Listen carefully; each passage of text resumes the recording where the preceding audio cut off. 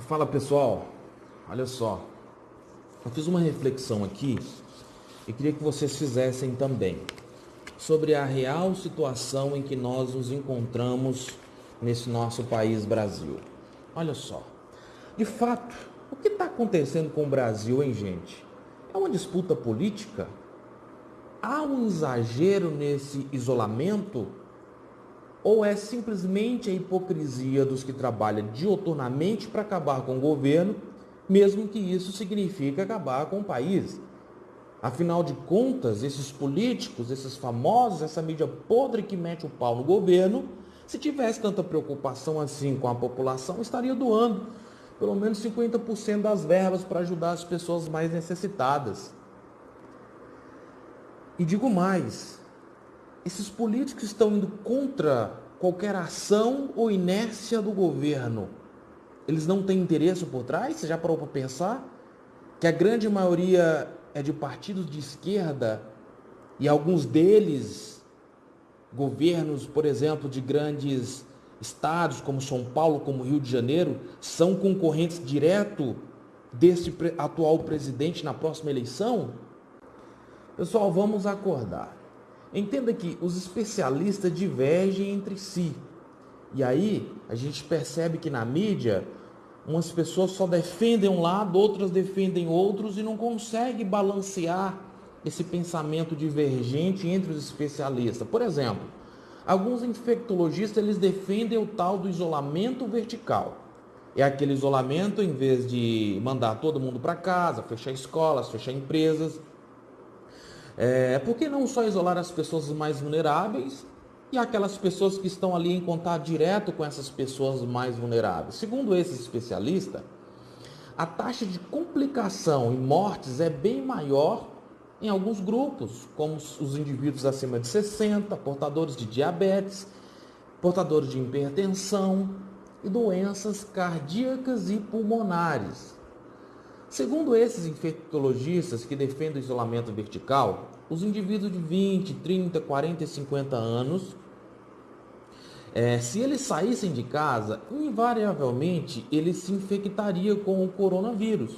No entanto, eles não fazem parte do grupo de risco. Com isso, não teria grandes consequências à saúde e ficariam protegidos. Em longo prazo, isso criaria um chamado imunidade de rebanho e estaria evitando novos surtos ou epidemias provocadas por qualquer agente infeccioso. Por outro lado, outros infectologistas defendem o isolamento horizontal, na qual todos devem permanecer em casa. Isso restringe ao máximo o contato entre as pessoas, evita deste modo grande propagação da doença. No entanto, além da crise epidemiológica que estamos vivendo, criaria uma segunda crise que traria um prejuízo tão grande assim como a primeira, que é o colapso da economia. A pergunta é, quem é que está certo? Muitos vão dizer, é só olhar o que tem acontecido no mundo, nos outros países, que tantas milhares de pessoas já morreram. Eu te pergunto, primeiro, os outros países têm a mesma densidade demográfica, populacional, como o nosso Brasil? Os outros países têm a mesma temperatura do Brasil?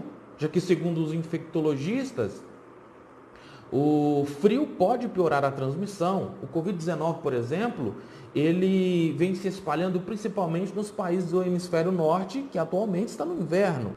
Recentemente, o presidente fez um pronunciamento, inclusive eles estão inserindo a campanha O Brasil Não Pode Parar. Pense comigo, será que é tão errado um presidente preocupar com a economia do seu país?